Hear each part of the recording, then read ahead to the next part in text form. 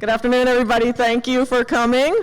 So happy to see all of you here. Welcome to the ISS educational series on rising tides and mergers and acquisitions. So we're excited about today's seminar, and I'm going to actually hand it over to Norma Treese, who's going to tell you a little bit about that. I'm the president of the ISS, so thank you very much for being here. We really appreciate that. So here we go with Norma. Thank you very much. Thank you, Erin. It's such a great pleasure to be here on behalf of the ISS. I've been a board member for over 20 years. I'm a board member emeritus now. And what I've always done with the ISS is participate in their educational conferences, which we have held all over the world. And I'm telling you right now, the Education Committee is absolutely on fire. We just finished a great seminar called Smart Bridges, and we have some other really interesting ones coming up in the Fort Lauderdale Boat Show. I'll give you a hint.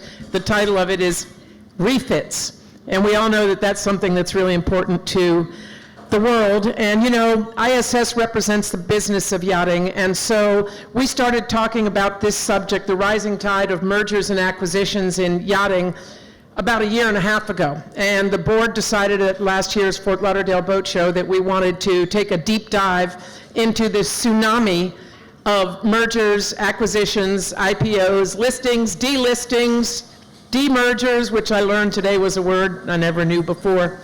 And an important part of that was not only getting together the panel that you're going to hear all about soon, and I'm telling you, we have a representative of many different aspects of this oh so interesting subject in the business of yachting. But I have the great honor to introduce you to none other than the very first president of ISS, the double-serving president of ISS, a leader of the industry in many, many ways, a guy who's been involved in giving advice on all of these activities that we've seen so many of. And I'd like you to give a big round of applause and welcome to Bob Saxon.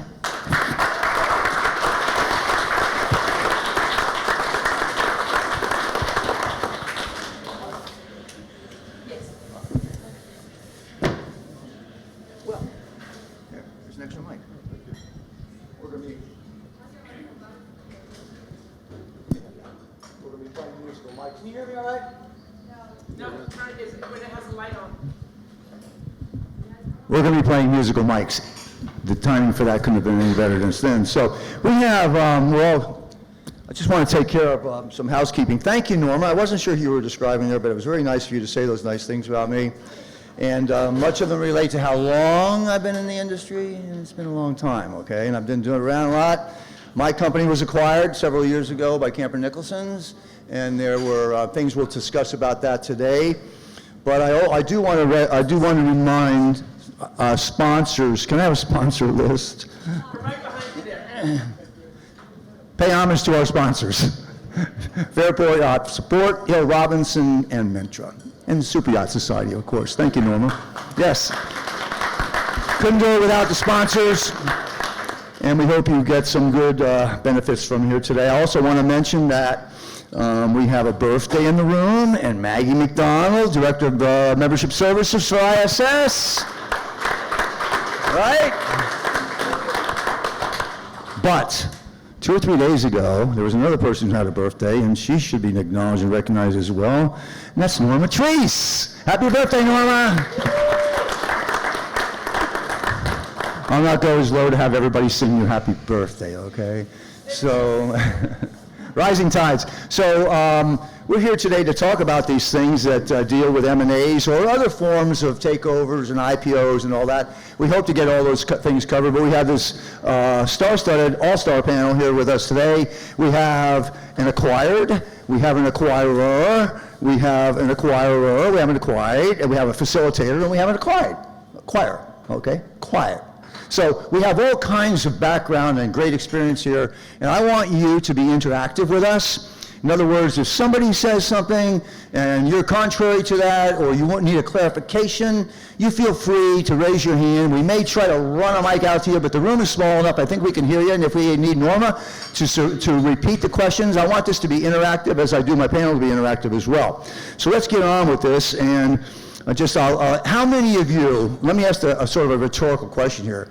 How many of you have coveted another, I was going to say asset, that doesn't sound very good though, coveted another, something that you wanted badly because you saw some value in getting that, or you were the target of being acquired or merged or some other form of that, or would be thinking about it, or maybe have been approached. If you have had any participation in the M&A story, would you raise your hand for me right now?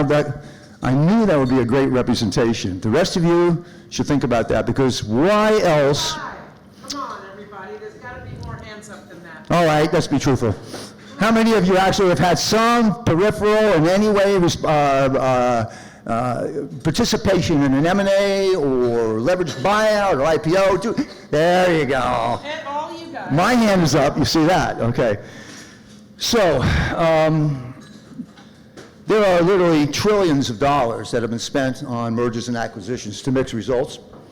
But when global companies want to go beyond their borders or across the sea in order to expand their markets, they are very complex transactions. When two companies or more want to come together in one form or another, it's not just by saying, hey, let's shake hands and let's do business together. It's much more complex than that. And also the synergies and the dynamics and the ramifications that are under consideration when somebody is thinking about acquiring or being acquired, these all come into play and they can get very complicated. And you might be interested to know that not all of them work out. If we look at AT&T Time Warner, one of the most colossal collapses of all time, that's just one example. But many of them do work out to the satisfaction of both parties when there's equal synergies and equal benefits that are achieved from being acquired.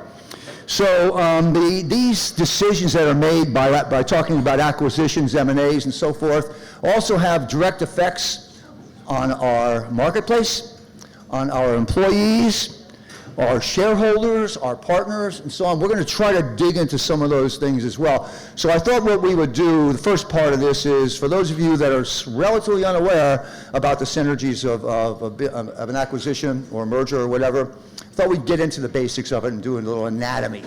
And then afterwards, the second part of this will be to talk about how it affects our particular marketplace and what is the effect overall, positive and negative from mergers and acquisitions, because as Norma said, it's been a tsunami.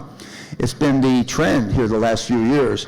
So I'm going to ask my panelists here with musical microphones, if they would, I'm going to start with Kevin, and we'll start over there. And Kevin, I would like each panelist to introduce themselves, and then it's kind of like, why are they here in the first place, right? So Kevin, why don't you get us started?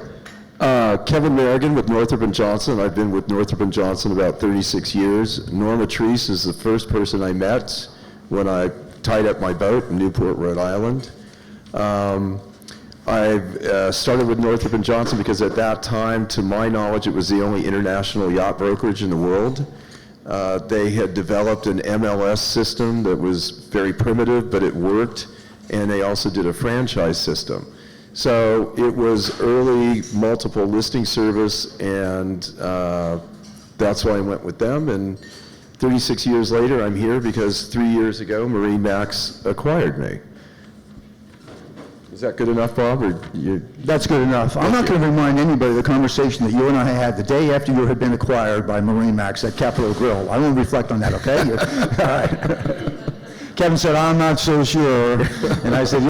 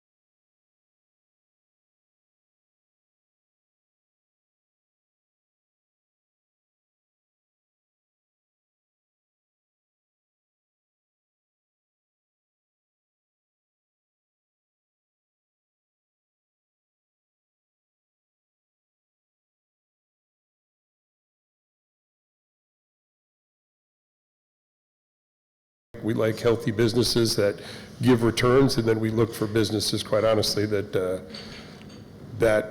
what we have will benefit and accelerate their business. So, but it's just us. To answer your question, it's really just a handful of guys in a room saying, "What do you think?" Yeah. Anybody ever said no?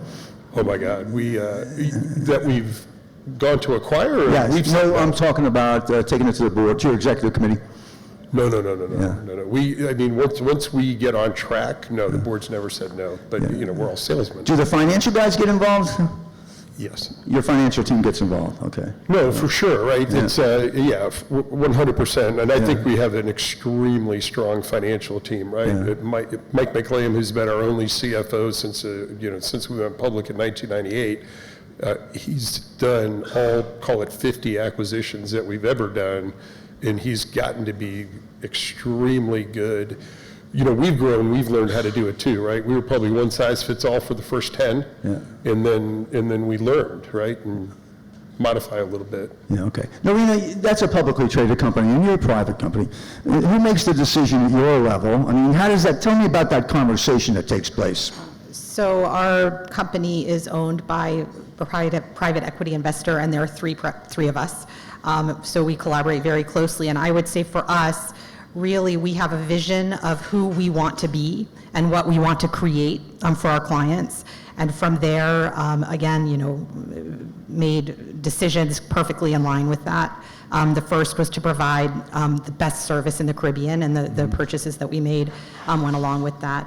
And then, now as we're growing into really providing more technical service and refit support, I would say more worldwide, we would be looking to expand organically or through acquisition in that way. So it's very informal. How did that private equity investor find you? Is there like a online service, clearinghouse for companies that might be interested in being acquired? Is that how that works? I don't know. It doesn't really. I'm just goofing on you. We actually found them because we had certain growth opportunities. But for what reason? What were you seeking? Additional capacity to invest. We had certain growth opportunities that we felt like we needed additional capital to be able to pursue.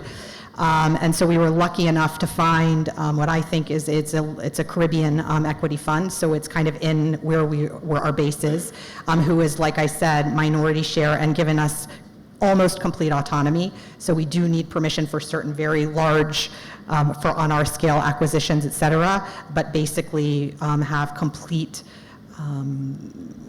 a white card to run the business as we want. Well, let me ask you a question. You do not have to reveal trade secrets or trade strategies, of course, but who wields the heavier axe in that decision-making capacity? If your private equity investor says no, is that it? Or do you have your day in court? So far we have not encountered that. If they were to say no, I do believe that we would just discuss further and ask what their issues are with it, and then try to meet whatever issues that they have or overcome any issues that they had with the transaction. Okay, I want to move on to the acquire, and I'm going to talk a little bit about how you identify the targets and all that, but also from the other end of the spectrum. How is it made known, Bob or Graeme or Norina, in this case Bob or Graeme, that you are available? Incidentally, you should all know, for purposes of full disclosure, I tried like hell to get this guy into a merger, and I tried like hell to get Bob Denison into a merger with some European companies as well. So, but those were two of the failures. Just it never happened. I wasn't a very good guy. So, but anyway, Bob, how do you make it known, or is there a clearinghouse for this stuff? That's a good question. So for us, we didn't go to market, which I'm sure you guys know that means kind of preparing things, making sure your books are audited and putting together a package to make yourself appealing to somebody to buy you. For us, it was a little bit different. And I struggled with the whole idea of ever going to market because third generation and just the emotional part of that was difficult, so it never really occurred to me. And so for us, I mean, one of the coolest things about the yachting industry for me is how small it is. So you have usually 2 degrees of separation between you and any other person or any other company. So for me, it happened to be, I didn't have any strong relationships with the people that acquired us, but there was a guy named Tom George who I knew well. He had just been acquired by them, and he came into my office sort of unannounced in a very Tom George kind of a way, and said, would you like to have a conversation with him? And I initially said no, and then he kept being very, very persistent. And it got to the point where I talked to my wife about it. I've always had a fear of being homeless or saying to my mom, or can we move back in, me and the 4 kids? And the more I thought about that, it became appealing to think about an exit, and then it happened about 6 months later. Super. And then right over to Graeme, same question. Well, I certainly didn't wake up one day and think, well, I'm going to sell the company. It was really a series of events. The first one started off with, we do banking with Northern Trust in the US, which is private client only, and they would invite me to seminars. Most of the time, it was just for me to meet other wealthy people in Fort Lauderdale as potential clients. And one of the seminars I went to was about preparing your business for sale. I didn't know what the subject was, but there was one other person in the room that day that I recognized, which was Kevin Merrigan. So that sort of started the ball rolling in my mind is what makes a business attractive to a purchaser. And I put that to one side and started thinking about that. But really, COVID was the beginning for me. At the beginning of, when COVID first started, every business owner, I think, went through that moment and go, man, how are we going to hold this together? I'm not going to fire everybody. We're going to have to, I've got overheads, but I don't have income. And of course, at the same time, the owners were calling us going, lay the boat up, get rid of all the crew. And by the way, if the boat's not moving, we don't want to pay you much either for management services. That was pretty scary. Fortunately, from a practical point of view, we couldn't send the crew home. So the crew did stay, and that meant we still had to provide services. So in a way, that got my mind thinking about, well, what happens if you have these really unusual events? What does that mean to me? What does it mean to the value of my firm? But the other thing that happened at the same time was, for the first time ever, the whole fleet wanted to go to a dock. And what really came to the surface was there's not enough dockage available for the entire fleet if you have these moments. So I reached out to IGY to try cut a deal that Fairport would have a unique relationship, being able to guarantee dockage to our clients. That conversation just sort of organically evolved to, well, if they're going to do it for us, what stops them from doing it for everybody else? And it evolved into, let's try and share equity, and the conversation just grew from there. So it really just kind of happened organically. But I will go back to the beginning. Thank goodness for that meeting with Northern Trust, because if you're going to do this, you should start preparing not less than 2 years ahead and get your house in order. The actual due diligence process, not many people ever go through that. So it's very hard to reach out to your friends and go, hey, you sold your business, how do you do it? And it's a very personal thing. So you better have your house in order. Yeah, we're going to get into due diligence. Incidentally, I'm a Northern Trust customer, and I'm not important enough to be invited to an M&A seminar, right? $12 in my account. I want to get back over here, Paolo. Now, you've heard what they've had to say about acquiring and being acquired, and of course, you are primarily in doing valuations of marinas and in land-based adjoining properties. But how would you respond to what they've said? What role might you play in the process of acquisition and merger? Well, we take a third-party position. Our scope in a due diligence process and an evaluation is to seek for absolute objectivity. Yeah. So the company to be potentially acquired might have their own business plan, but... So they would seek you out, and they would say, we want to retain you, and here's what we want, and then you say, well, here's what I can do for you, right? Yes, and they're looking at a marina, for example. Tell us what happens then. Marinas are quite unique assets. There are no comparables because marinas are different. There is very few of them. Terms of the leases are different. The morphology of the surrounding context is different. So the only way to value at the end of a marina is with a discounted cash flow process. This means that the business plan has to be built. In order to build a business plan, and this would be a thing that the valuer does, a thorough market research has to be carried out, a market analysis in order to understand what the future profitability of the business would be. Once this has been defined, also knowing very well who the operator is going to be, and which is the specialization of the operator, business plan can be built, product can be defined, and valuation based on the discounted cash flow can be delivered. So you help your customer arrive at a price, right? A valuation, basically, okay? Have they come to you and said, I have a budget, my budget's $50 million, and we don't want to go over that, or do they wait for your valuation? They wait for a valuation because it's a certified valuation, which is the objectivity by definition of what the value could be. But this does not mean that that value is the sales price of the asset. Chuck, as a suitor, let's say, is there a price in mind as you begin to talk to these other companies? You just show up in the office one day or meet them at a board meeting and start talking those things?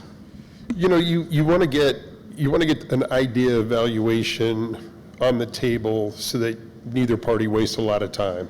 But in terms of pure valuation, we'll give ranges. You know, we know where we want to be historically. Yeah. And it's, you know, Mike has said it so many times, you know, we all heard it, we can all repeat it, but it's, you know, we work off of multiples at the end of the day, right? So we'll give that range. If that works, we progress. If it doesn't work, you'll talk about what the expectations are. Yeah. So it's honestly, it's like a boat deal. Yes. So if MarineMax wants to get into the yacht management business, and you look for targets, you study the market, you have a team that does that? Oh, for sure. No, again, no team, it's us. Okay. And, but, you know, look, our industry, to Bob's point, 2 degrees of separation, it's a business of relationships. We know who to talk to at the end of the day, and if not, we know who to talk to find the person to talk to. Yeah. So we've had no trouble finding potential partners, targets, acquisitions, right? You don't want to make it sound so clinical, but there are plenty of people out there that you can talk to. Yeah. You know, many of them have no interest, which is fine, and then some do, and then you start. I would say for every one we start, well, let me back it up. This is going to be good. If we start 10, we maybe do 2, right? 2. Yeah. 20%. You also could have just said 5 to 1. Or I could have said 5 to 1. 15 to 3. I can do this all day. I need to separate you guys. 20 to 4. Can you share about the multiple process, what that means for a company here that might be making $500,000? Can you repeat the question? Yeah, you know, and the typical, let's go back to where our DNA was, right? A C-ray dealer in a typical world, and again, COVID's thrown valuations on their ear because extreme profitability for the most part through this time. So now we're buying a business at its highest value. Our multiple would likely come down or not. You know, again, it's an onion. You've got to peel it back. But let's go historically. C-ray dealer was 3 to 5 trailing after-tax earnings. That's just what it is. And we could buy the property, not buy the property. We prefer to buy the property. But at the end of the day, we don't have to. If it's unique, waterfront, irreplaceable property, we want it. And you know, if it's on a highway somewhere, I'll lease it. But you know, you just look for value. But that is, you know, we do on. Very rarely would we ever do EBITDA. We've done that before, but you know, it's kind of truly what you make and a multiple of it, which is extremely common in the industry. It's you just have to, the multiple will change depending on the profitability of the business and the margin and the equation that goes along with it. From a typical C-ray dealer, it's 3 to 5 times after-tax trailing earnings. But I was just going to say, because I see people in here a lot younger than I am, and if I was in here 10 years ago, so what that means, though, multiple would be the number of, let's say your earnings are $500,000, multiply that by 4, your purchase price would be $2 million, right? Yes. Just to be, in case anybody didn't know that. And then you work around all the nuances, right? A lot of owners will have pay for the car. Maybe it pays for your cell phone. You know, they call them add backs, right? Where you just filter out what at the end of the day, you just filter out what the company makes. And then it really just comes down to a discussion over, you know, what is the multiple, what's the value. At some point, it's got to make sense for us. I promise we never try to steal a company. It's not our goal. If you do that, and then that, you know, a different deal comes to light, now you've brought somebody into your family that you've got to live with. It's, you know, we try to be very fair, and I would say there's probably whole room full of people that say we're not fair in our valuation. There's probably a whole room full that say we are, but we're disciplined to it. We don't, there is a comfort zone where people have a different idea of valuation to us, and we're fine to wait, we're patient, and we're okay. So when Graeme was acquired by IGY, was that sort of like a startling moment for MarineMax and say we better get in on this? Well, look, in all fairness, when I get under the hood, we were talking to Graeme, and he shafted me. So, well, we're in the same fraternity, pal. So, look, it's but that's what it is. Well, I thought it was a brilliant move because of the shortage of berths, the yachting berths in the world, and all of a sudden, MarineMax or Frasers or Northrop Johnson, as the case may be, can almost guarantee, I think, a berth somewhere around the world within the Trident program, right? The Trident program, right? Yeah. Well, we showed him. Yeah, that was good. So, we've talked about due diligence, and we mentioned due diligence, and I want Maggie to put up a poll question, and if I understand how this process works, you can scan the, see our reader here? And this is the first poll question, we hope, and that is, in your opinion, what is the greatest risk? Well, first, Bob, they need to check into slido.com and put the questions there. Oh, slido.com? Slido.com, SLIDO, and the number is 6644082. 6644082. First question as you're checking in with Slido, and you can send us we are interested in what your feelings are. That the greatest risks associated with mergers and acquisitions, disruption in combining and integrating two different corporate cultures, disagreement, misalignment of mutual strategic goals, loss of key talent due to uncertainties. Well, I went someplace here. Disagreement, misalignment of mutual strategic goals, disruption of customer relationships. So, do we have the whole screen up there? Is that the whole screen? Okay. So, interesting. Different. Anybody still voting? Anybody still voting out there? Yeah, give us just another second, Bob. Okay, good. Get some good feedback here. And we're going to slide into talking about valuations again, but we're also going to talk about due diligence. That's so interesting. Yeah. Which I'd agree 100% with from my side of the table. Yeah. Anybody from Camper Nicholson's here? Good. I can talk about them. So Camper Nicholson's. Well, we did invite Camper Nicholson's and Burgess to join us. They probably knew I was going to be here. But while you're voting, I just want to mention Camper Nicholson's acquired my company many years ago. We were the largest yacht management and charter company in the world at that time. And it certainly worked out for me, but from the onset, it was a disaster because they changed our name. We had such a good brand in the marketplace, especially in the United States. And then secondly, the corporate cultures didn't combine, and they felt my employees were making too much money, so they fired all my good employees. And when that happened, I lost a lot of my yacht management clients, and then they tried to make me a yacht broker, okay? And that was a little bit of a mistake on their part as well. So are we done here? Let me take, Norma, what do we have here? I can't quite. We have the greatest number of people feel that the disruption in combining and integrating two different corporate cultures at almost half of the people that responded. And then, Bob, a quarter of them said a disagreement and misalignment of mutual strategic goals. I think a lot of these questions are people that want to answer more than one, in all honesty. Yeah. Loss of key talent, you just talked about that. They tried to change your talent, right? Yep. And then disruption of customer relationships, adequate due diligence. Well, that goes back to, obviously you need somebody like Paolo, or you need to be as smart as, Graeme and Kevin in figuring out how to get your company going. But I really think it's interesting that disruption in combining and integrating two different corporate cultures is the top one. Can I make a comment about that, Bob? Yes, indeed. Back when I decided I didn't want to be a yacht chef anymore, I started a company called Crew Network.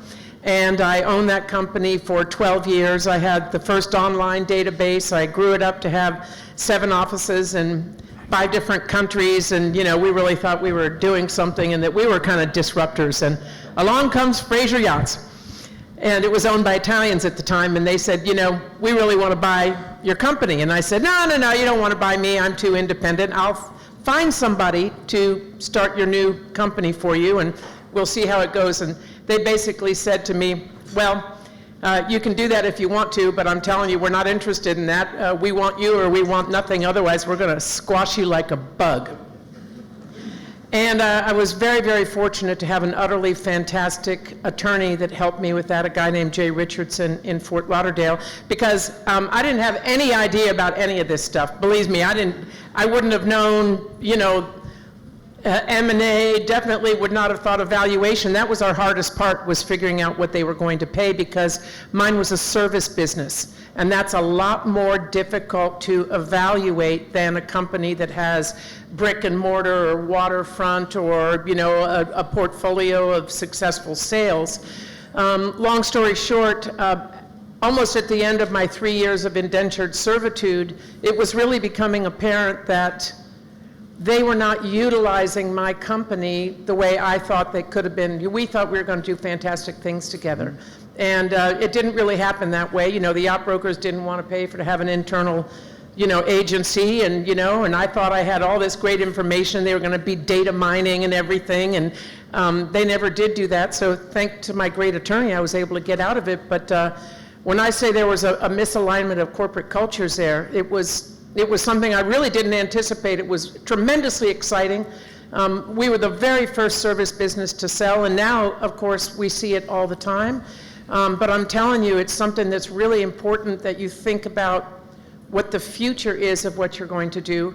I have a happy ending to the story, and I can tell you that now, almost 15 years later, Crew Network is still, I believe, the largest crew agency in the world, so it's doing very well. But Fraser Yachts themselves has been acquired numerous times and changed not only management, but nationality of the owners and everything else. So it's been, just from my own experience, something really interesting to observe and participate in. That's a good story, Norma. Thanks.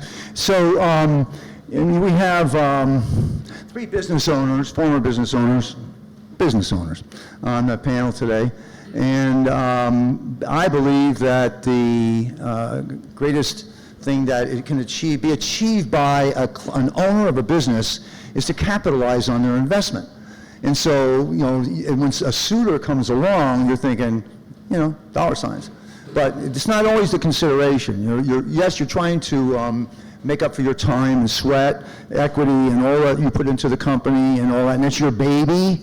And all of a sudden, somebody comes along and says, I'd like to adopt the baby if I could. I want to get into, Norina, yours has been a history of acquisition or growth through acquisition. Can you just reflect on that for us? And you mentioned earlier, you said no to a lot of people. Not a lot of people. And why is that? Not a lot of people. We were approached several years ago by a company that was interested in purchasing dockside management, so the yacht agency based in St. Martin, St. Bart's.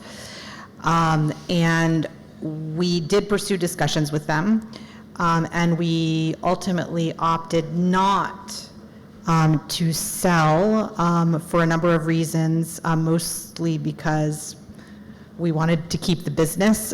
We love the company. We wanted to keep doing what we're doing.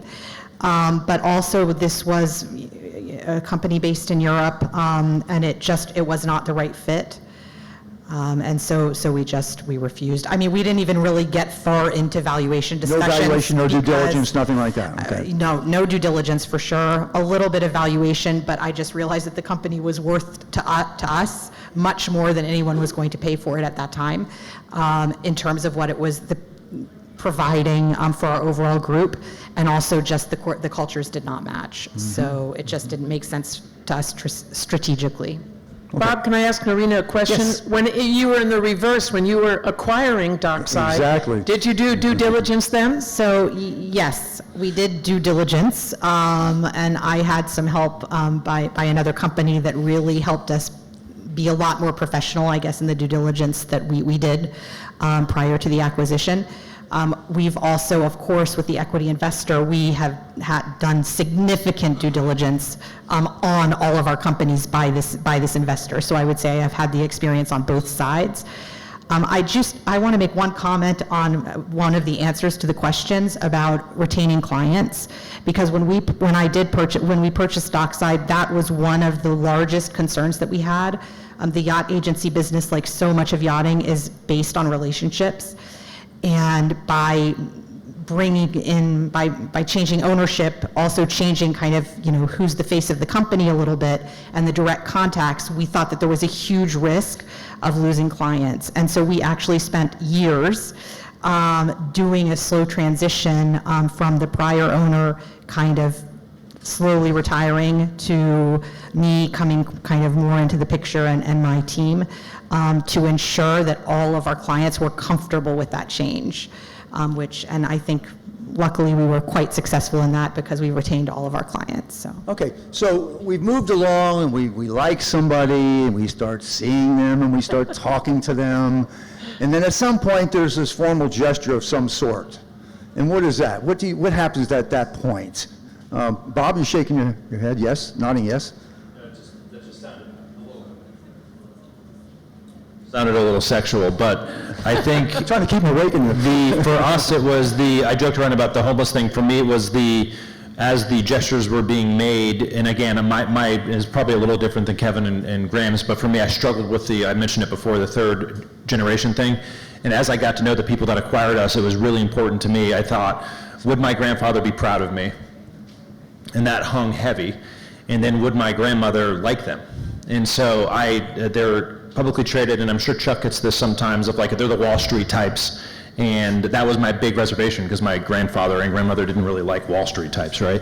So when I got to know them, it became really apparent to me it wasn't the pinstripe New York kind of it was very human, very thoughtful, appreciative of what our company is and who we are, and it made that process so much easier for me just on the human level.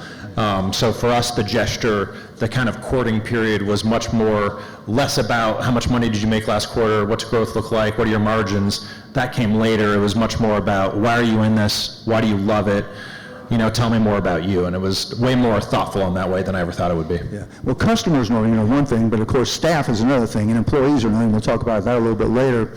And I want to bring you in on the conversation that we're going to get here now, Paolo, and that is, so I assume we're under an NDA now, right? We're having some confidential conversations and all that. And then we lay out the plan. We're going to conduct a due diligence and get your books in order, and let's see what you got, okay? So the due diligence process may not have finished up as the number one, but it is often that which topples, because are you who you say you are, okay? When you show up, and then you start looking in, and you've made certain representations, are they real? Are they representative? So let's talk about the due diligence process here as we get into it, and what role you would play in the due diligence, Paolo. Certainly we would carry out due diligence, not legal, because for the legal you need proper lawyers, right. But certainly technical, most of all commercial, to try to understand the history of the company and what the future of the company will be. So in parallel, carrying out the due diligence, then you can put together the elements for the valuation itself. But that is not enough. Okay. Sometimes once you have gathered all of the information, and you are building in parallel, as we said before, another business plan to understand the future of the business, you need some kind of tool. We have an in-house tool called MIMA, Marine Evaluation Method and Approach, the scope of a tank, where you put Is it formula-based? You put the components of the formula together and come out with a conclusion? Yes, it's based on the multiple linear regression, but anyway, it comes out, the outcome is, how much is the market ready to pay for a specific service, product or offering in a specific area? And this is very important for marinas, given their unicity. Then we have some quite solid numbers that then we can put in this business plan and figure what the future of the business will be. Okay. Kevin, tell me about the due diligence that you had to go through. Was it a painful, was it a painless process? Did you turn the books over with your eyes like this and hand them to them? What happened? I can't discuss that with Chuck here. When I turned 60, I had a conversation with my son, do you want to take over the business or not? And he didn't.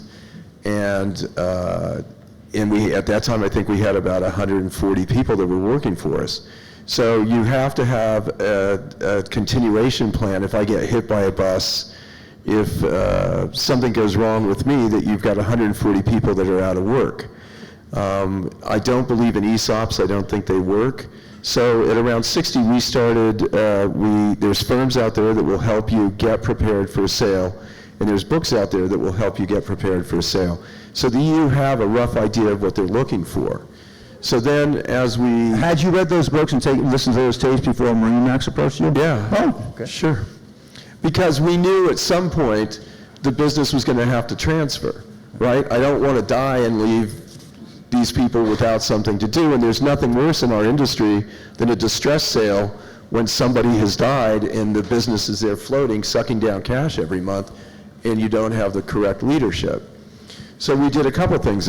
We started promoting and giving Daniel Ziriakis more responsibility. He took over more of the operations and has done a brilliant job. We started preparing the business so that we had our files in account. I still did miss a few things, shockingly. But all in all, it was a pleasant process. You know, pleasant might be too strong a word.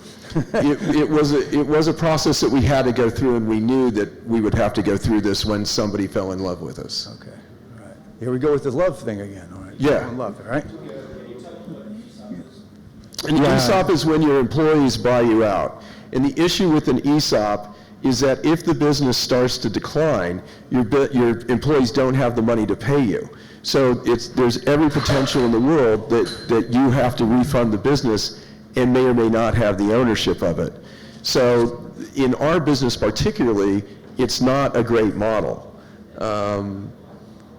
So I needed a mothership. In MarineMax, the attraction to MarineMax is they were familiar with yachting, right? So the culture was there. These guys built a business from scratch. They knew what we'd accomplished. They were very fair on their valuation. They blended well with us. The guys that run it, and I'm not trying to be too nice, but were incredibly smart and understood business and understood the business of yachting. So for me and for my wife, who was the CFO, and for Daniel, it was a good marriage. When you sell your business, you will wake up one day and go, what have I done? Because you don't have complete control of the business anymore.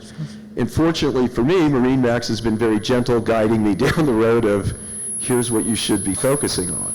But you don't own it anymore. Right. Good. Graeme asked One point that I think is really relevant, when you get to the due diligence part, you really need to have spent the time, like Bob had mentioned, getting to know the team that you're going to work with, work for, mutually, right? I mean, by the time we got to valuation, we were 100% confident that it was the right fit, it's the right partnership.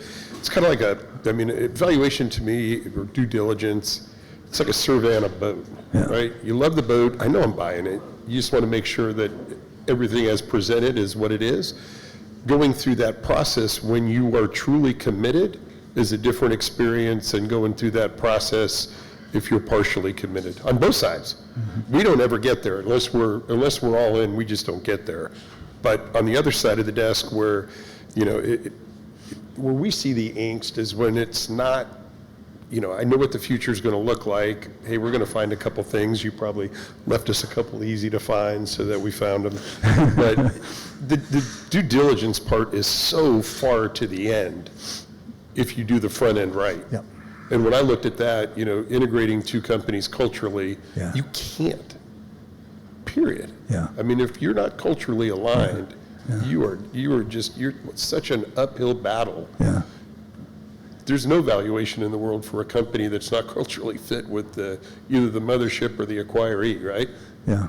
So I think it's really, really important before you get down to valuation, make sure you want to work with these people for the rest of your career. Well, I think Kevin made a good point about knowing the business. So you're speaking the same language. There's a lot of money comes into our marketplace. People look at the yachting business saying, oh, this looks cool. This is really neat. We have a question over here? Yeah, what about non-financial? Here we go. Sorry, thanks. Introduce yourself. Hi, Nigel, Blue ESG. What about non-financial disclosure? What are the requirements for ESG reporting in mergers and acquisitions? That was a very European question. That is extremely European. So look, it isn't in a typical acquisition a topic. Will it be a line item that starts to get down in the future? For sure. If, we do, generally we can. Some we haven't been able to do. You try to do site visits. You try to talk to some of the team. This is from the buying side of the desk. If red flags come up, those are big red flags, right? I was just about to ask, where can due diligence break down? What can be the pitfalls? What misrepresentations are there, for example? At the end of the day, we really haven't had any by that point. Yeah. We really, at that point, you're just, hey, we found this, it was, whatever. A lot of real estate type things where, maybe there's an easement that somehow somebody has a right to that could materially change, but you've been, you're a gas station dealership and you paved over it, right? Where if the city comes back and takes that easement, material usage of that property changes, so then my valuation would change because, I'm paying a premium for a property that could be changed down the road, so we're going to ask that to get cleaned up. It's little funky things like that. Not a core.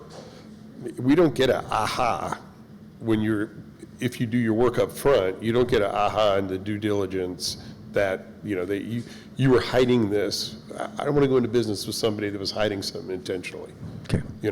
But it hasn't happened. Just to answer your question, it was a really good question, but in America, I think in Europe, the ESG topic and giving a damn about that, you guys are leading the way, and I think a lot of acquisitions in our industry and others, the ESG topic is very low on the priority list, and it shouldn't be.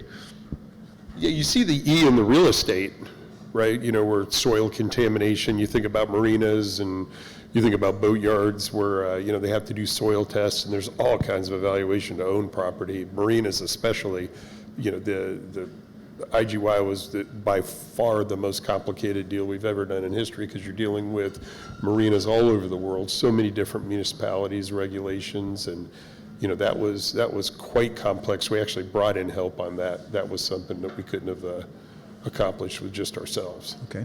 Paolo, you had something to say. Was it in reflection to this gentleman's question? Yes, I would like to say that there are some elements that can arise during a due diligence.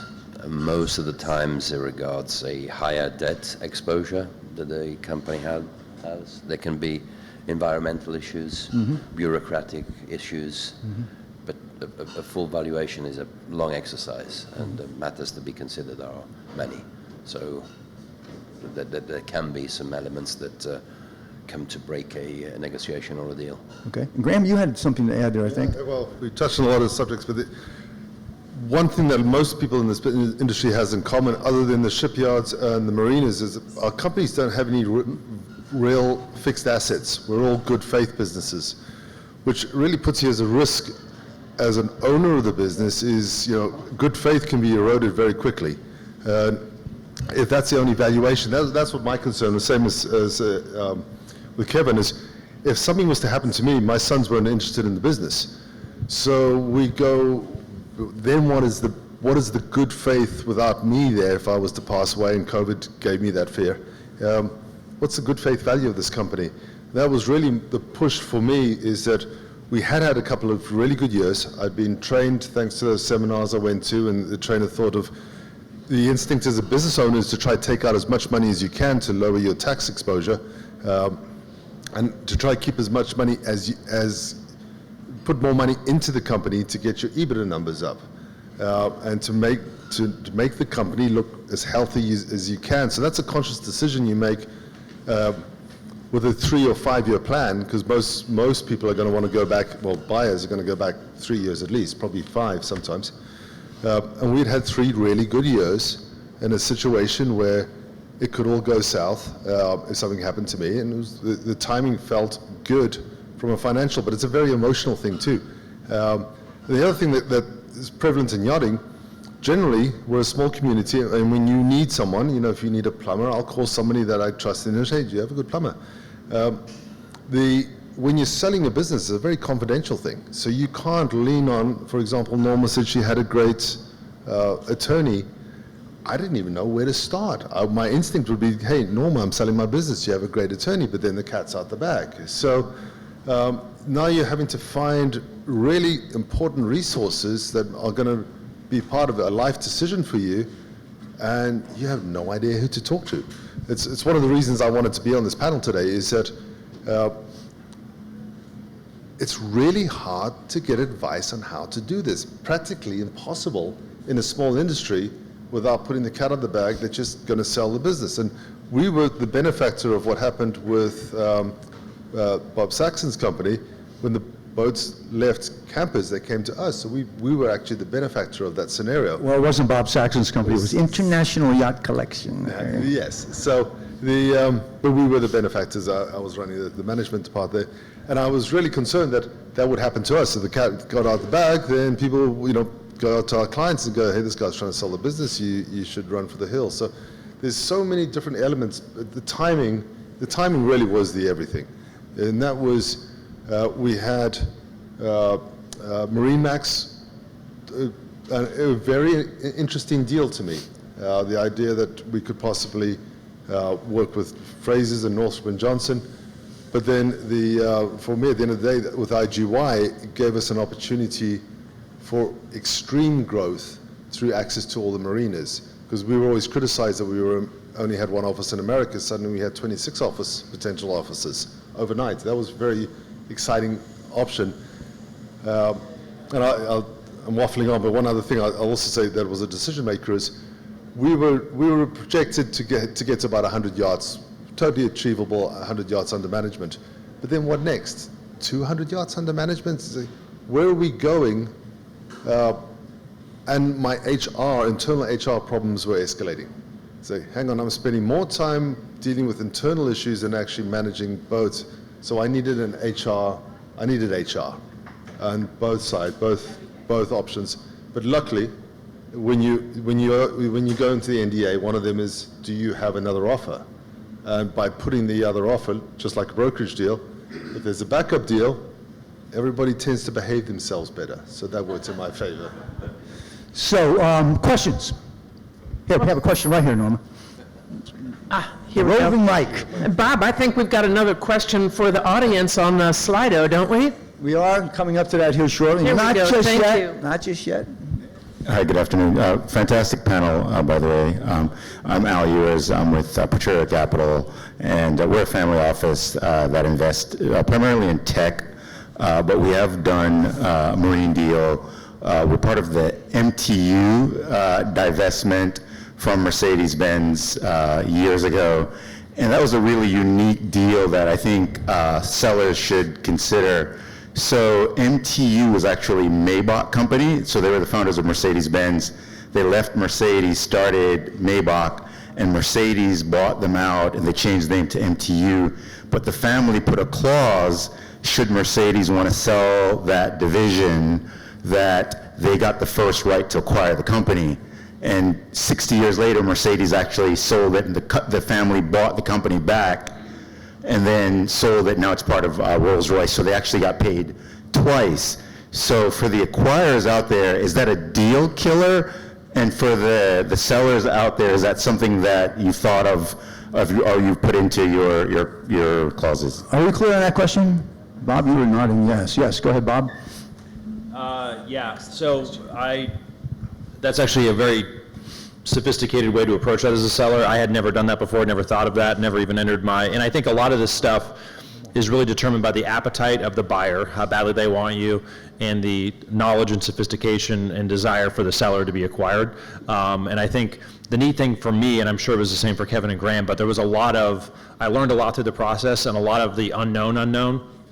Going back to the people part of it, I felt so comfortable with them that I didn't ever feel like I was getting taken advantage of, and I wasn't going to wake up sweating, realizing, oh my gosh, I could have gotten a little bit more, or I could have asked for a different.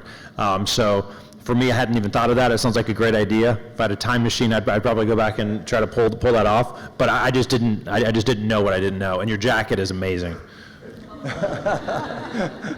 I could tell you from the buyer side, that would be something to overcome, right? We don't buy companies to sell them. We never have. However, if you're buying something, you reserve all rights, right? We would want that right. And I don't know how that conversation would end.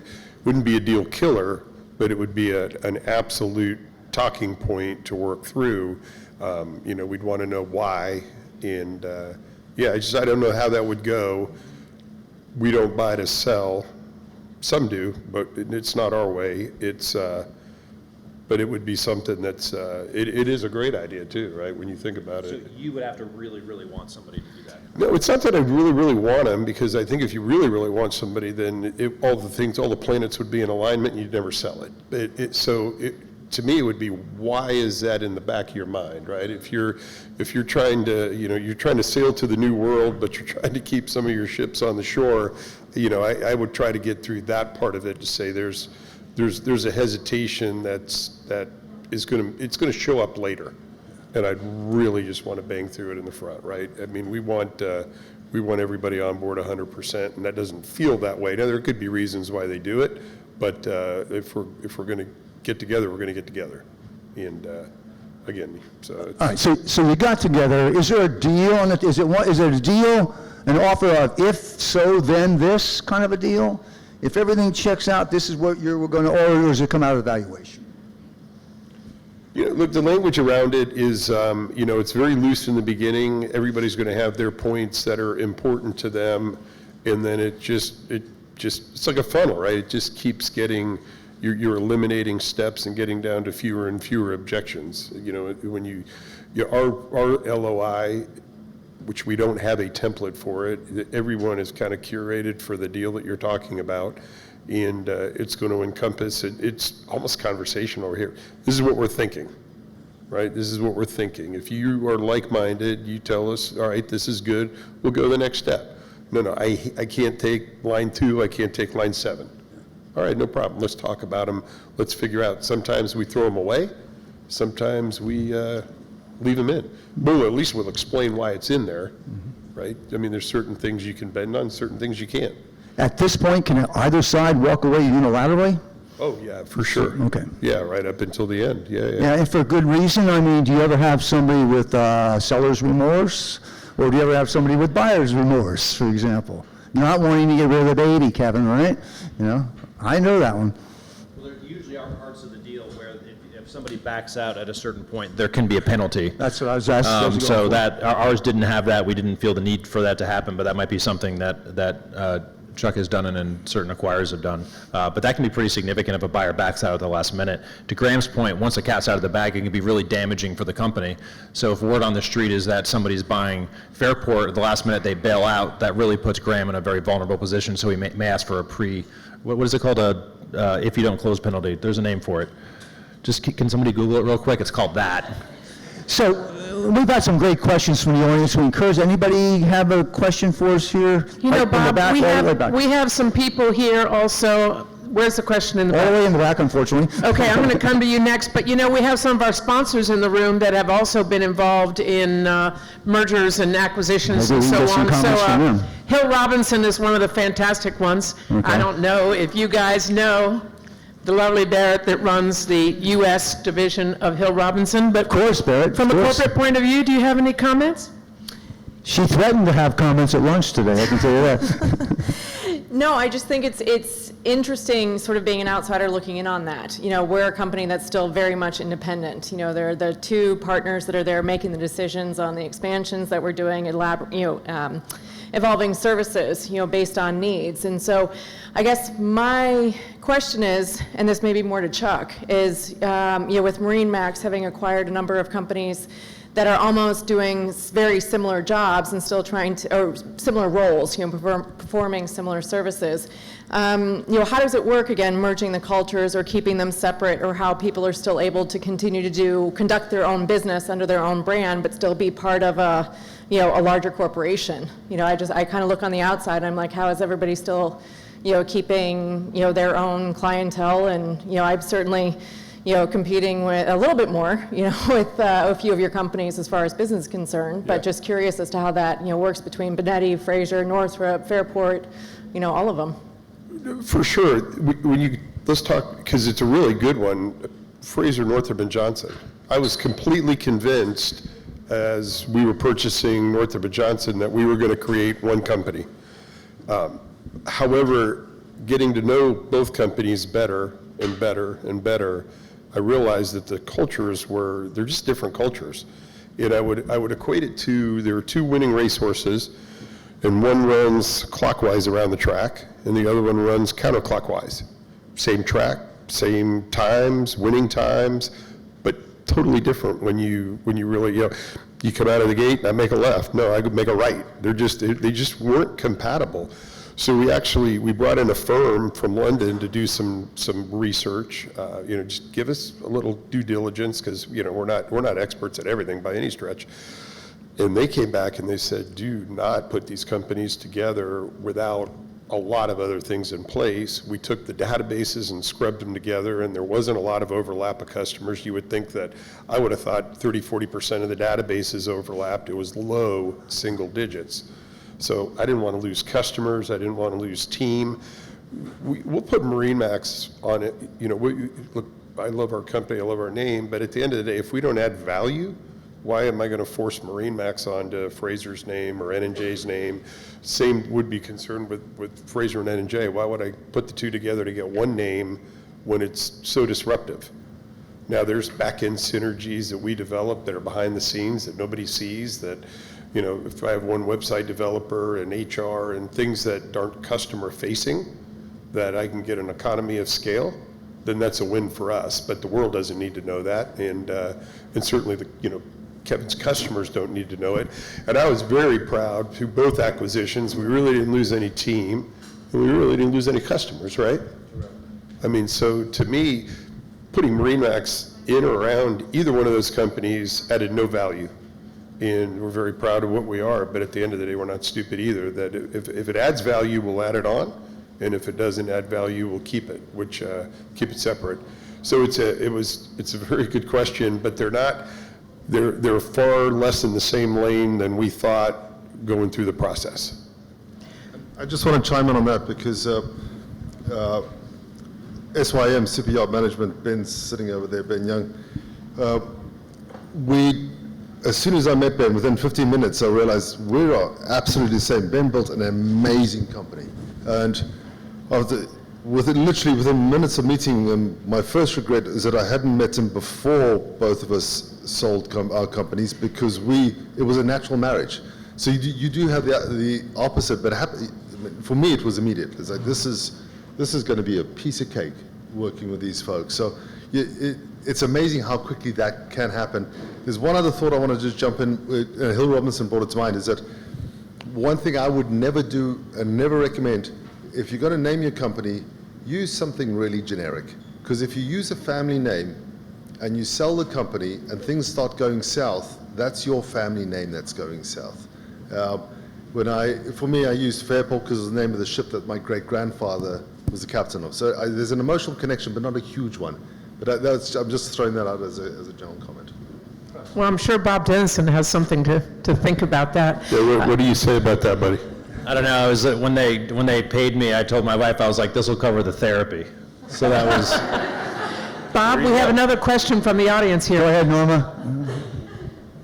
With all of these mergers and acquisitions that have gone on the last few years, do you guys think it's ultimately a good thing for the client, the boat owner?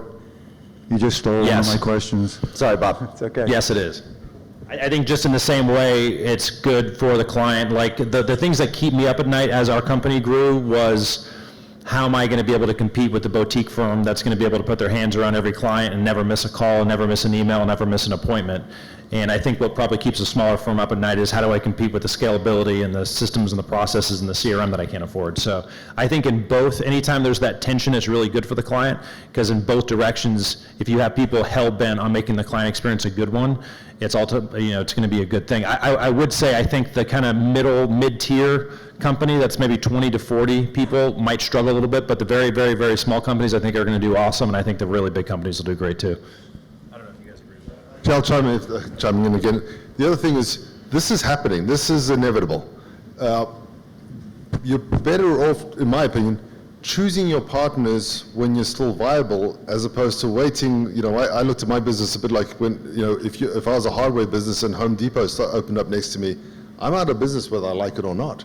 So instead of waiting until things are falling apart and then getting a really low valuation, choose your partners early and get the best you can out of it.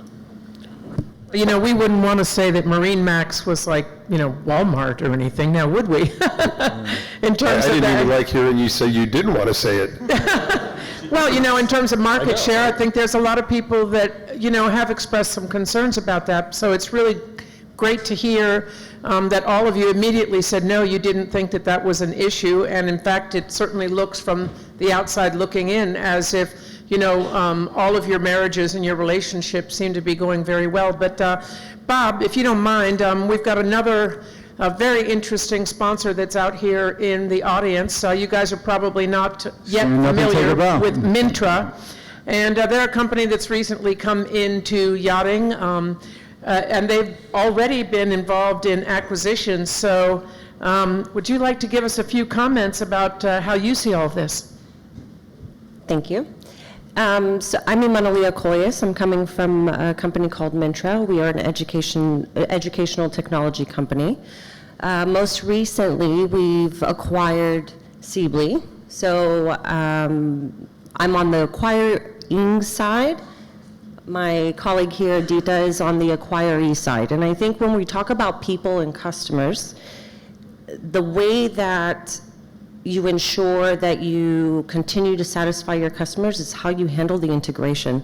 So you think about, yes, the acquisition has just taken place, but how am I going to make sure I satisfy the key people within the organizations, both sides, from the acquiring and the acquiree side, and ensure that you are still able to keep customer satisfaction to where you need it to be so you don't start losing your customers. So I would like, if the panel can, start talking about more of the integration side so that everyone can understand the process of that.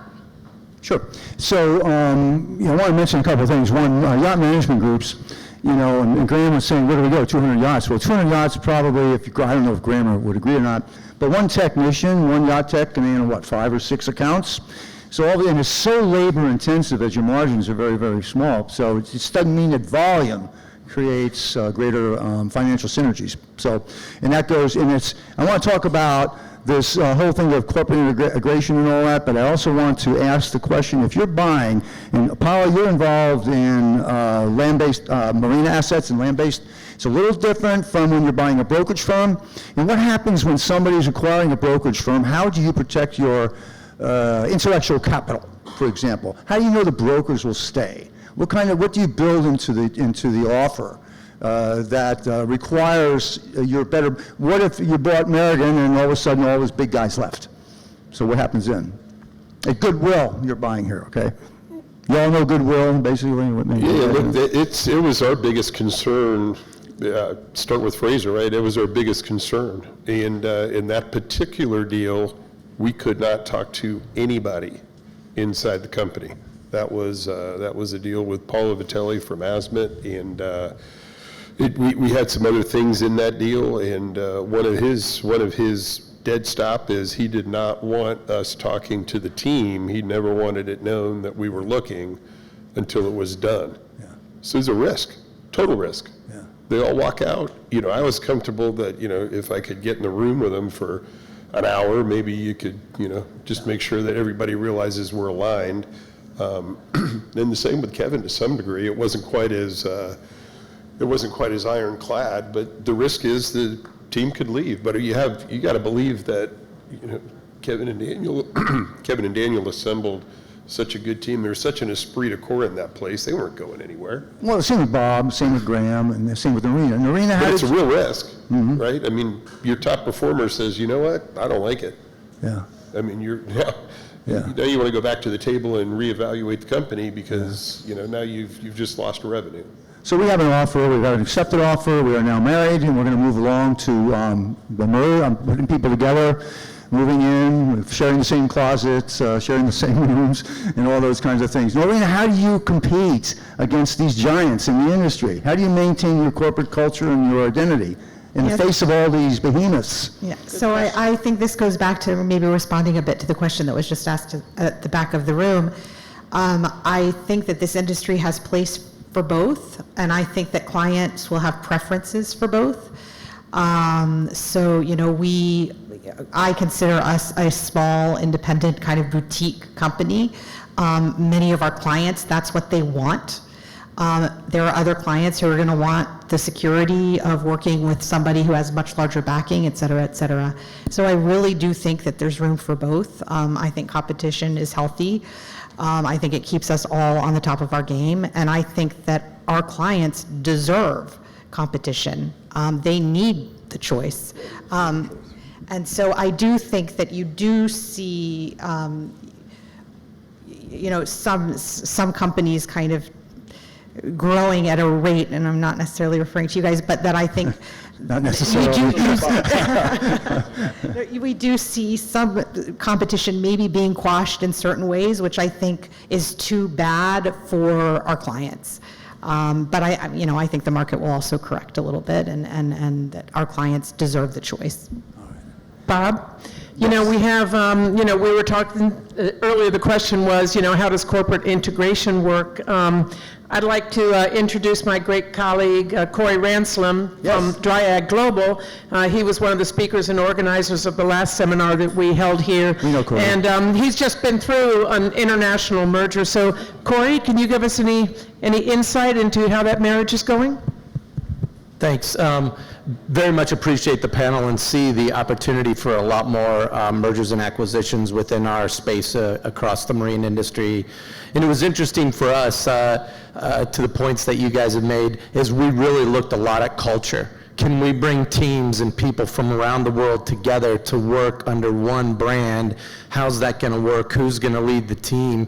And we spent a lot of time on that. The due diligence and the financial stuff was really kind of the last piece to say, okay, this makes sense and we're going to move forward. But it was really interesting that, to the points that have been made here, the people piece for us was the most important when we looked at it. And we did a merger and a cross-culture, cross-border, multinational merger. It was two smaller companies. Corey, was that a merger or an acquisition? It was a merger. Okay. Between our company and Dryad, and then we merged under the Dryad name. But it was really interesting through the whole entire process, and even two companies the size of ours, the process still played out over about a year because we just wanted to make sure that, the key team members were on board and spent a lot of time working on strategy. Are we aligned with people? Are we aligned with strategy? And we looked at, too, that there's going to be acquisitions in our space, so let's lead that and then hopefully be able to leverage that to do further acquisitions, down the line. So the question that I would have to the panel is, what does it look like in the future, and where do you see the opportunities and additional, acquisitions within our industry? Okay. Want to reveal any secrets? Well, as a matter of fact, when I talked to Chuck about being on the panel, he said your timing couldn't be better, more perfect, because we will announce an acquisition during Boat Show. And Atalanta, is it? Yep, Atalanta Golden Yachts. Yeah. Management team joining the Fraser's team. Nice, okay. No, phenomenal acquisition. It was, extremely organic. He wasn't looking, we weren't looking. We happened to be at a dinner in Greece with, we had just opened a Fraser location there, and there was a couple people there. Went to the dinner, sat next to John Dragnis, who's the principal of it. He and his father started the company, and dinner conversation, which turned into, hey, I'd like to show you my offices tomorrow, and we went to the offices and started a dialogue. It's, a lot of things happen like that, just true organic, right? I assure you we do not have a shopping list saying, we need 3 more of these, 2 more of those, 1 of this, 1 of this. When we hear about opportunities or we sense that there's an opportunity, we'll engage. And I'll backtrack a little bit. No customer cares if you're the biggest. Plain and simple, no customer cares. Yeah. You could show them value that maybe you care because I have 200 boats across the United States, and if you want a choice of one with a certain option, I could pull it from another store. That benefit, maybe. As a public company, if a customer is going to give you $1, $2, $3, $4, $10 million as a deposit, I think they sleep well knowing that we're not going to use it for payroll, we're not going to use it to keep the lights on, that you can give us money. We have quarterly audited financials, and they can see exactly how much cash. That is one thing that the Superyacht customers have. We didn't really feel we added a lot of value, quite honestly, but that is one thing that I do hear from them is, it feels good if I'm going to give somebody $10 million that I know that you've got a whole bunch of more in the bank. Yeah. Hey, Corey, if you don't mind me asking, and you don't have to tell us, but a merger is different than an acquisition. So did you and your new partner, did you simply exchange shares or values in each other's asset? Or was it just a handshake and we're going to do business together and see how it goes kind of thing? Was it formalized? Because mergers are more like two like-minded, normally the same size companies wanting to get together and combine synergies. Yeah, so that's a really good question, and without going into too much detail, it was who's going to take what share position basically in the new entity. So we had two entities that were coming together and basically did it to say, okay, here's how the share structure is going to break out, here's how the leadership structure is going to break out, and then here's what each company brings in to that particular deal. And that was the determination of the new share structure of who would get what. We didn't think at that point with the two companies that it made sense for an acquisition really on either side, because that would have tied up potentially a lot more resources from a capital standpoint than to say it's much easier for us to do a merger into a new entity, and then who's going to own what parts of that and what's the value of that. Yeah, the collective combined efforts create a greater value for the company. Yeah. I want you to think about something. Are mergers and acquisitions good for the industry or not good for the industry? But right now, Maggie, would you put up poll question number 2? Poll question number 2.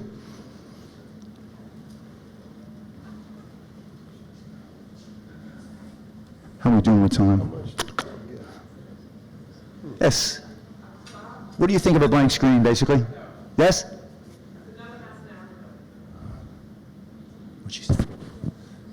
Here we go. According to a KPMG study, what percentage of mergers and acquisitions fail in terms of shareholder or partnership returns on investment? Okay, what percentage fail in terms of shareholder value or partnership value?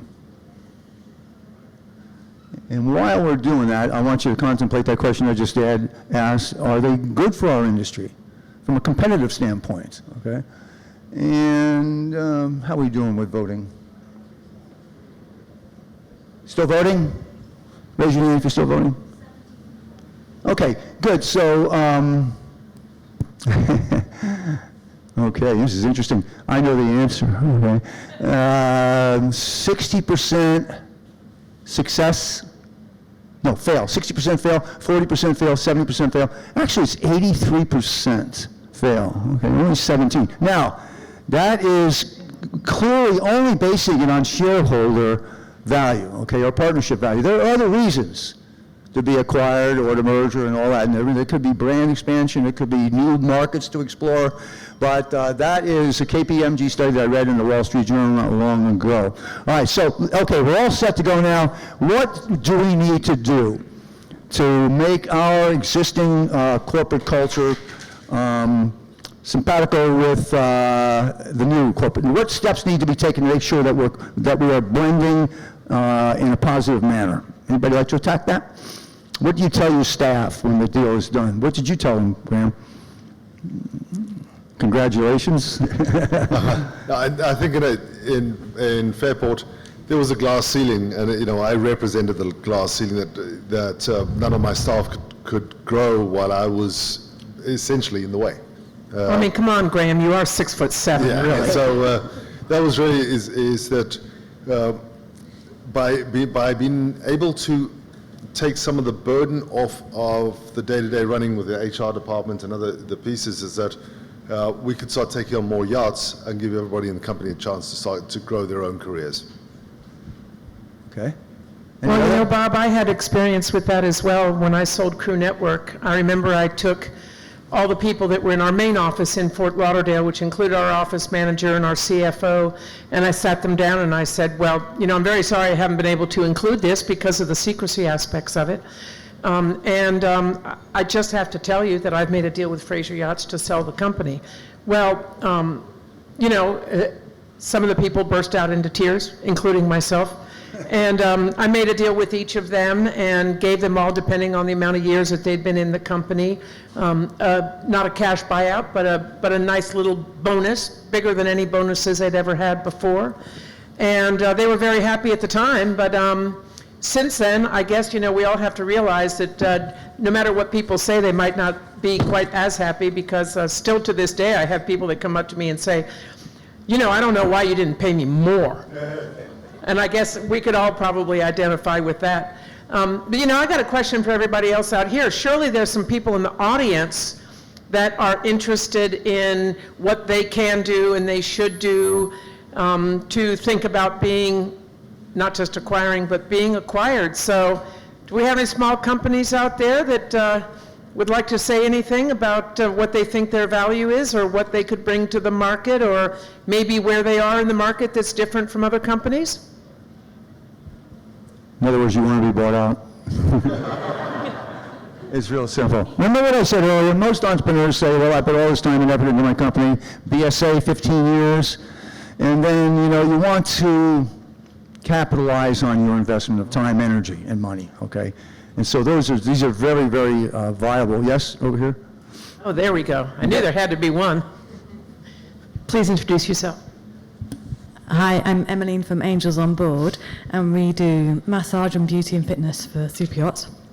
And my question is for any of the panel members, have you found any value in cross-market with your acquisitions or your acquirees into other markets as well? So what kind of value have you been able to add to your to each other and benefits outside of the marine industry?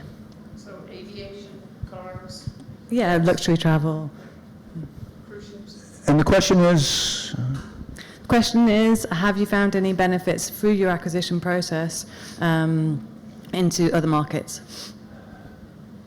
Bob says yes. Yeah, for sure. I mean, just some obvious ones. We work real hard along with a lot of you just on how to develop good strategic partnerships that add value, that whole point. And so for us, our existing strategic partners were delighted because our relationship with the mothership was their client base is way bigger than ours is.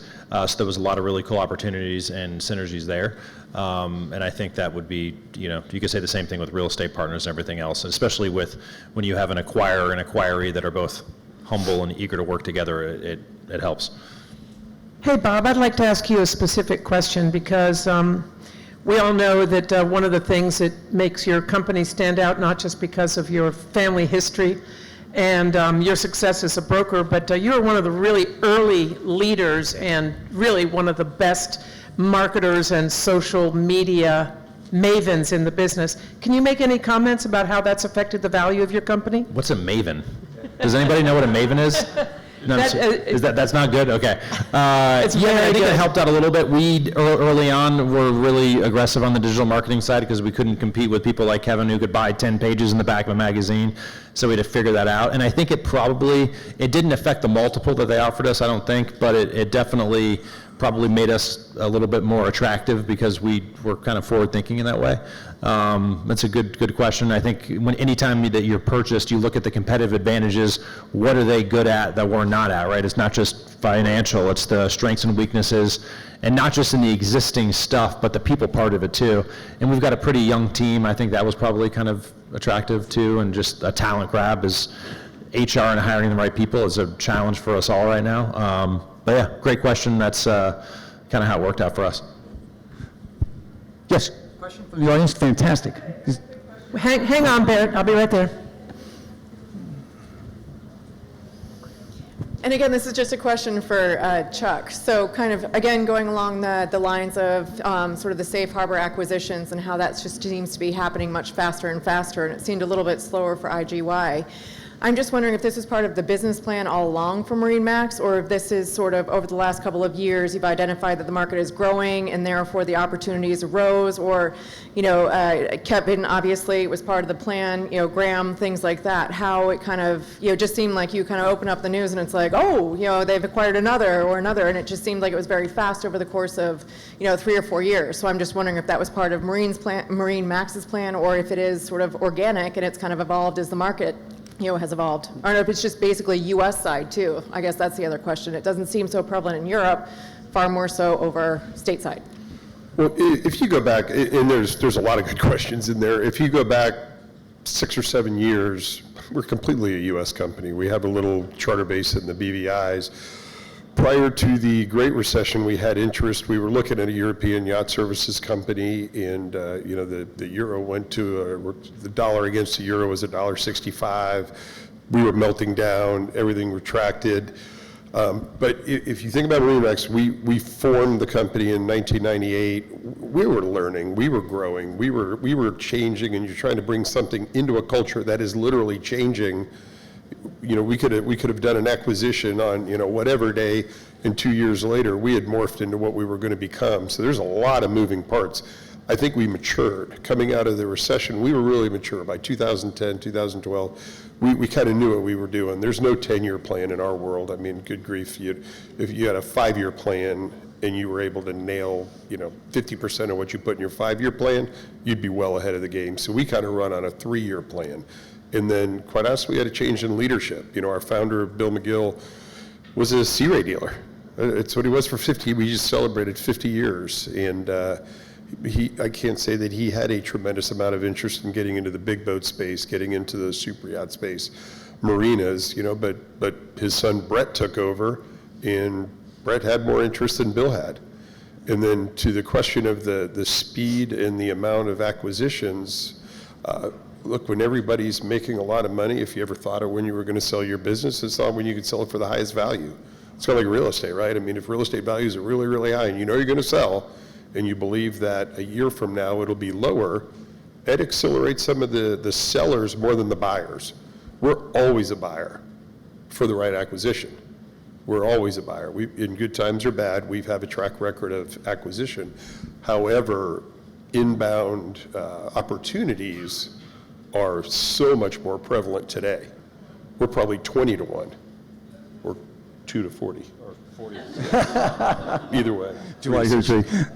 But you know, it's this is a time, right, when companies are making great money, and you believe that 2 years from now, you know, it all depends on your outlook. Are you going to be better a year from now, or is it maybe going to be a little tougher?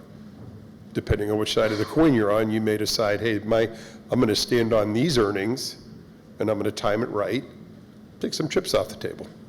So we do see a lot of that, which is probably where you're seeing a lot of announcements. You know, Bob, that leads to another question, and this is kind of, you know, the elephant in the room, and I don't mean MarineMax.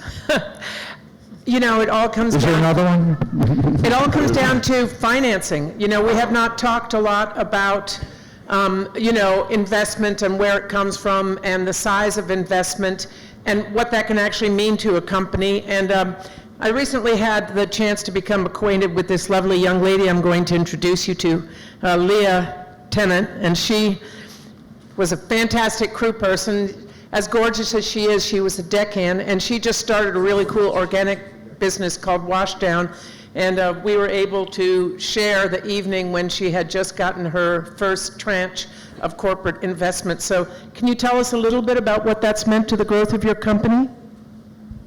Yeah, of course. So I think, obviously, I started the company and just basically bootstrapped it from the start. And then when obviously you're going up against large companies who have been in the industry for longer than I've been alive. And so I think it's really just allowed us to take it to that next level and get an expertise on, but also the money for us to be able to grow and to be able to spend budget, for example, on marketing, or actually employing more members and everything like that. So for us, yeah, it's been taking us to the next level. Are you going to be looking for more money? Later on down the line, I'm sure we will. Well, keep tuned, because I'm telling you, Washdown's an amazing company, and I think there's a lot of room in every business to think about not only their own ecological stance, but in the case of Leah, it's sustainability. But really, my question for the panel is, where does all this money come from? Jeff, who are the new investors? Of course, we have in-house industry investors, but there are a lot of investors from the outside as well. So where do we see new money coming into this marketplace? I'm on LinkedIn, and I get a lot of these requests. So we have someone who's interested in investing in the yachting market because they think it looks like a fun. And can you comment on the marketplace and all that kind of stuff? So where are the new investors coming from? Any opinion? Well, we earn ours. We don't go outside. I mean, it's just we invest our own money. I mean, as I mentioned, we did seek outside investment so that we could stay competitive and continue to grow, but otherwise it's the same. I mean, the rest really is just from the revenue we generate, we reinvest in the business to grow. Paula? Where are the new investors coming from? Marines, hard asset type things, land development, and such? I would say governments as well, that are using the maritime, the marina tourism to create some economic clusters. Yeah, okay. All right. Red Sea, Saudi. Kevin, here's a question for you. Are M&As good for the marketplace? I think they're a normal course of business. Yeah. We all want to believe that yachting is a unique and individual business. And the reality is, behind the scenes, it's a business just like virtually any other. And we deal in a very high-end luxury product. We deal with clients that want to have a specific person that they talk to. But at the end of the day, you have to make a profit. You have to increase your business. You have to continue to perform at the highest levels. So yeah, I think they are good for the business in that they provide funding for us to expand and enhance what we do, what we're good at. And the same for Bob. They provide the funds for us to grow. So the industry doesn't really need to be worried about a monster moving in and buying up everything and bordering on anti-trade things and all that. We're not regulated by that. But so Norina, you said that there's room for everybody, right? So do you, in your heart of hearts, do you believe that M&As are good for the business?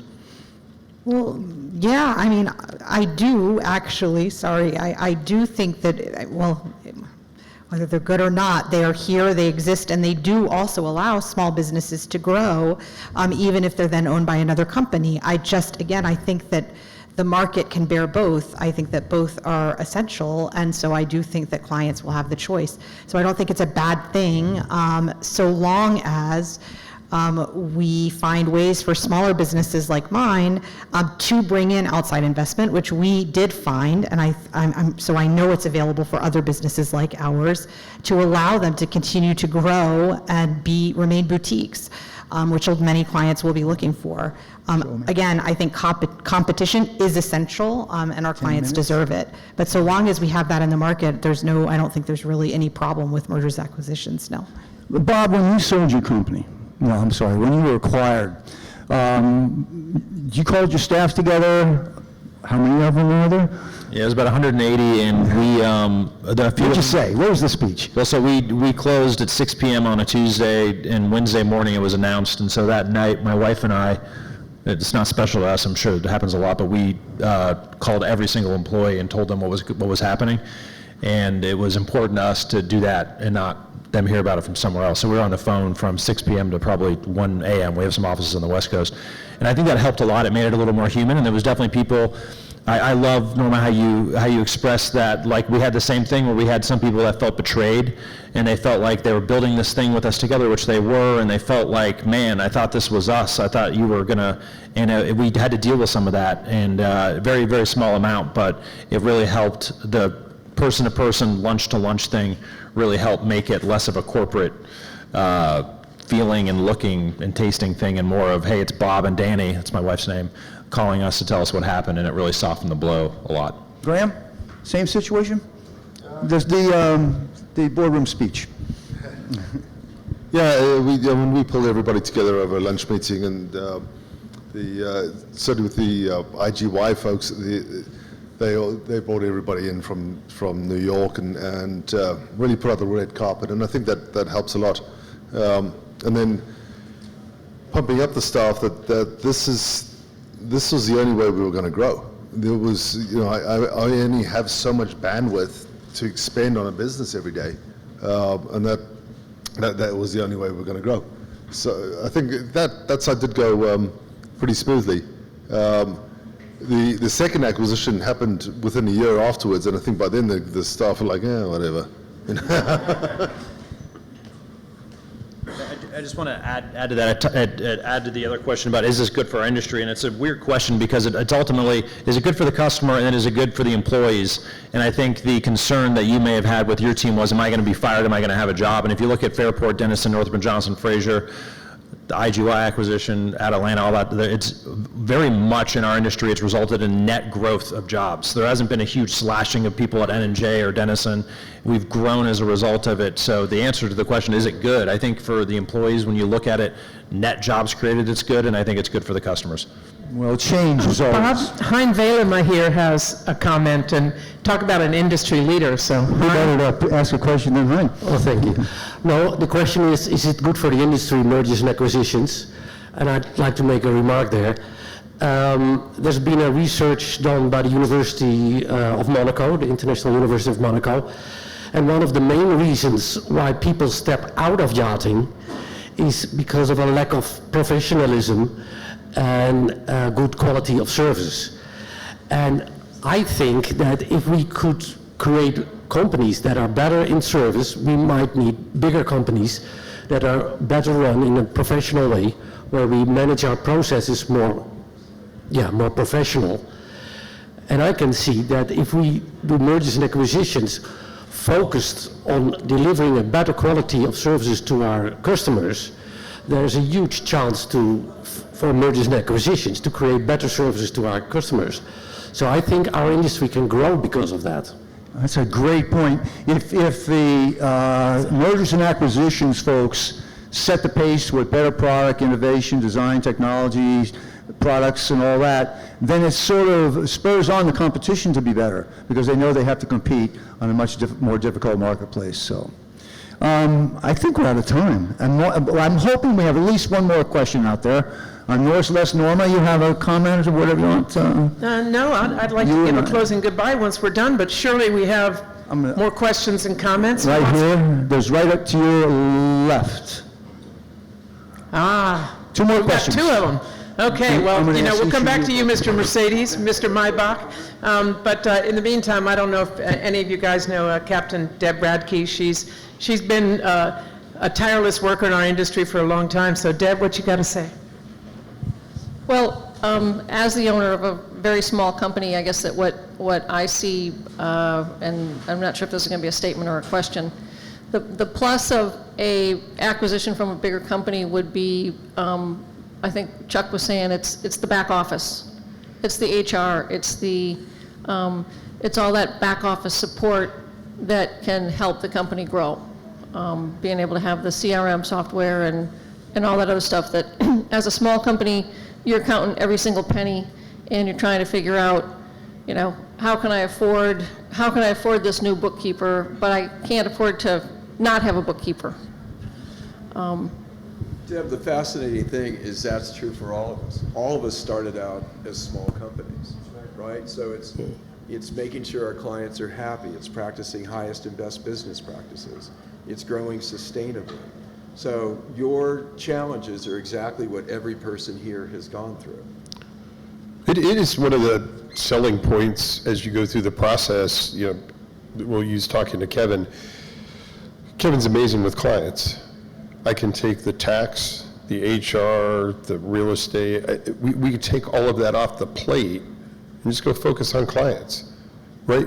Every small business owner is you don't become a successful small business because you're really, really good at HR and tax, right? Insurance. No, we take all that and get it off your plate and let the former owner do what got them there in the first place. And, I think I don't want to sound defensive, we're a big company. If we're not the best local company, we lose. I've never, ever said to a customer, we're the biggest. They don't care. We say we're best. We're the best. That's our goal. It's not the biggest scale, you tell somebody, we got 250 yachts in yacht management. So the customer goes, so I'm going to be 251? They don't want that, right? So we really strive to be the best. Internally, we say the best local dealer, and then, because that's a vernacular that we use from years and years and years, but there's nobody wants the biggest. There's some benefits that come to it, but I think that's music to the ears of a lot of people here, and in particular, if you can relieve them of the onerous duty of not only HR, but the dreaded CRM, that's an actual amazing service, because we all know that's so hard to do and it takes so many years, but here we have a corporate specialist. The final question, then we're going to ask our panelists to each give a closing comment. Yes? So the question, it seems that the industry is probably the most insulated from disruption. Obviously, electricity can't really disrupt your business like it's disrupt the car business. Where do you see the biggest disruption coming from that could have a big impact on the business? I'll jump in. I think right now there's a certain amount of environmental pressure on yachts, and there's a certain amount of well shaming that's going on in the world, and at some point we deal with the smallest percentage of people, and if somehow they fall out of love with boating because all the negative things that come along with it, I did 3 interviews today with different media, and every single one of them asked about well shaming, right? I mean, here we are at the Monaco show, biggest venue for super yachts in the world, day one, and every single one is talking about, the optics of owning a boat, and, but isn't that terrible? No, it's not. It's fantastic. But they don't have the view of the grandfather holding a little granddaughter on the boat with his family around. They have the view of the celebrity in the bikini that doesn't fit jumping in the water, and they're like, look at those rich people out there. So to me, that's the only thing that keeps me up at night is, if these people lose the appetite for it, we can build them, we can sell them, we can service them. What happens when they don't want them? So, Kevin, can you get us started on closing comments, please? We're going to go right to left here. Sure. If you're interested in doing this, I encourage you to study and start prepping now. It does take several years to get everything in order. Our marriage with MarineMax worked out very well, but partially it was because they knew exactly what they were doing, and because we had our ducks in a row and were prepared for the next phase of our business. And I do think, I think the clients are ultimately going to benefit from this because you're able to draw from more resources. Our biggest challenge is smart people in this business, and as in any business. But I think that having Fraser there, having MarineMax, has given us a depth that's excellent. You have the client touch. You have the boutique business, and... And what a segue. Thank you. I think that this is an exciting time in the industry. I think that there's huge opportunities for people like us and me to grow and to continue to serve our clients in the way that we have. And also for companies like MarineMax to continue to grow and provide also very important services. So I'm happy to be here, happy to be a part of this panel, and really happy to talk to anybody about who wants to grow but remain kind of on the level that we are, retain a kind of a small boutique business, but find external investment to allow that growth on a new level. Look, I think our industry it's a wonderful industry, whether you're big or small. I think the challenge for all of us is to bring whatever level we have up, because buyers aren't getting easier, their expectations aren't getting less. So whatever we can do to bring it up is better, whether that's through acquisition or no acquisition. And relative to the topic today, take your time on the personal side. Really make sure that the person that you're either getting ready to acquire or be acquired from by, just make sure it's a fit. Because there's plenty of opportunity out there, and if it's not a fit, if your skin is tingling, make sure you really vet it out. Because at the end of the day, failed acquisitions are miserable, right? Everybody suffers, and I hate to see the human side of it not work out. Yeah, if you want to get the inside the head of MarineMax, Brett McGill's press release comment today about Atalanta is fantastic. It just shows you exactly where their mindset is. So look it up, Brett McGill. Bob? Really good. Just my only comment would be to any small business owner in here that is thinking one day, maybe I should, I'm not really sure if I should. I was in that boat. I would encourage you, for the first 10 years of operating and running our company, I was deplorable and sloppy with just the things like best accounting practices. I was just heavy on everything else, default to marketing, that kind of thing. Last 10 years, we really grew up, and we had never eyed the idea of an exit, but because we spent about a decade making sure that we were in a great position to do it, which has other incredible benefits also, it allowed us to accelerate the process when the time ended up being right for us. And I wish if I could go back in time, I would have taken that more seriously in the very beginning. Okay, so the market is very fluid at the moment. What seem very boring exercises like due diligences and valuations are actually not. And it's quite important to know the value of what we have.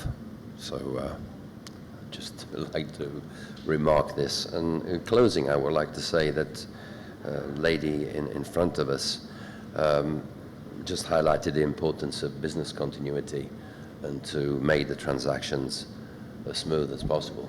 And it's a very, very important phase and element and factor, especially if we think of businesses like boat yards and other businesses where there's a long order book and there are long processes that involve a lot of capital and a lot of people.